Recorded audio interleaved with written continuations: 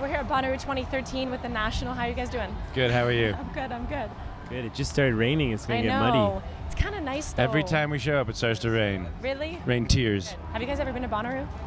We've been here 2 other times, right? I think we were in 2007. 10. We were here in and 2010. Yeah. And 7. Yeah. Every 3 years. Is it a little different this time around? Well, we're giant stars now, so it's so much nicer. They treat you so much nicer when you're as popular and important as we are. It's really fun. It's always been really fun. So we're happy to be back. That's good. Would you guys have it any other way? The way that it's played out for you, would you have it any other way? Well, it's hard to. I think every band hopes they would be successful quickly, and that didn't happen for us. But it's there are been a lot good of for experiences us. I wish I could erase from my skull, that'll never come off. But looking back now, I think it's healthy for us to have the perspective of it's a long time. It takes a lot of work, and it takes a long time to get anywhere, and I'm glad we stuck with it. But there was, I wouldn't wish some of the dark times we went through towards those first years on any band, but I mean, I guess it's a good lesson that if you just keep working hard and try to just focus on the songs and try to make good records, it can happen eventually. And then you played Barclays. Yeah. And then I'm assuming you kind of looked at yourselves and you were like, this is cool. We've actually gotten to a place now where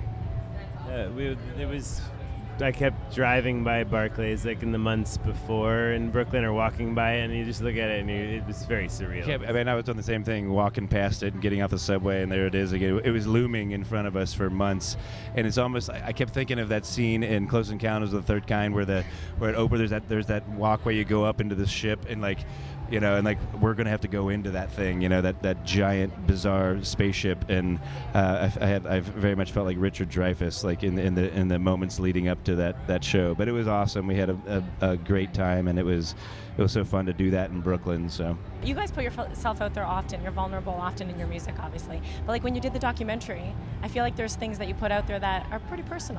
My brother made it, and we let him have whatever access he wanted because he's a lovable, sort of guileless person, and he had the camera was the size of a softball, so pretty quickly we sort of forgot that he always had the camera on, but then ultimately, I know he shot a lot of stuff that we were like, don't use that. He's like, oh no, of course I won't. And then of course that's all the stuff he used. But what he did do is he also put the ugliest stuff of himself in there. And the movie's as much about him, and because things went badly, he was on tour with us, and he ended up getting fired because he had a different job he was supposed to be doing, which he wasn't very good at. So he ended up making a kind of a really beautiful, hilarious, and sometimes sad, twisted movie, which is much better than some sort of puff profile just about our band. So I think we're all really actually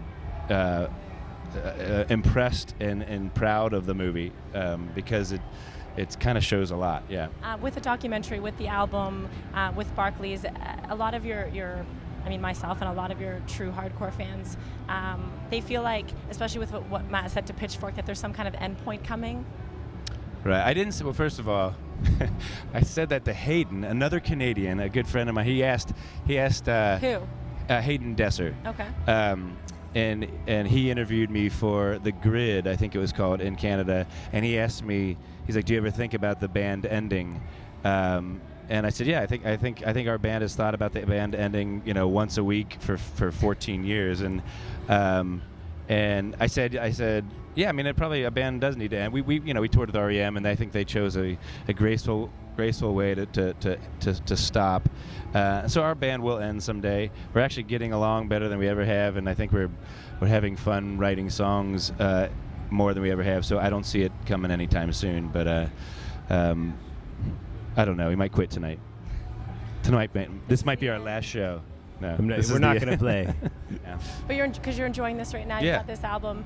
This is amazing. Like, I have to say, we just played like a radio session, and we're actually enjoying things we used to hate because the songs are. We used to hate talking to Fuse. Yeah. And it's like so. We love it now. You love it, right? Yeah, we love it now.